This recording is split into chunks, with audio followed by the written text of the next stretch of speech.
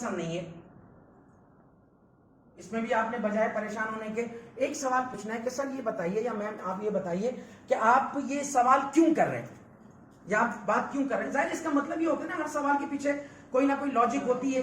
تو لاجک یہ بھی ہوتی ہے اور ہو سکتی ہے کہ اس کو کوئی تلخ تجربہ ہوا ہو. یہاں بھی بہت سارے ہمارے ساتھی ہیں جو ڈائمنڈ بننے کے چکر میں ڈائمنڈوں میں ہیں, ہزاروں لاکھوں روپے اپنے لوٹ یا ڈبو چکے ہوتے ہیں. تو جب ان کے پاس آپ جاتے ہیں تو وہ اسٹریٹ فارورڈ آپ سے کہتے ہیں کہ نہیں جی ہمیں نیٹ ورک مارکیٹنگ کا بزنس پسند ہی نہیں ہے. تو آپ ان سے سوال کرتے ہیں کہ سر آپ یہ بتائیے کہ آپ کو یہ بزنس کیوں پسند نہیں ہے نیٹ ورک مارکیٹنگ کا. اب ظاہر وہ آپ کو اپنا بتائے گا, بہت ساری وجوہات ہو سکتی ہیں کہ جی 2 نمبر کمپنیاں ہوتی ہیں, فراڈ ہوتا ہے, یہ ہوتا ہے, وہ ہوتا ہے, یہ ہوتا ہے, وہ ہوتا ہے. اس وقت پھر آپ ان کو بتاتے ہیں, آپ نے ان کی کسی بات کا یہ نہیں کہنا دیکھا اس کمپنی میں گئے تھے تو یہ ہوا, دیکھا.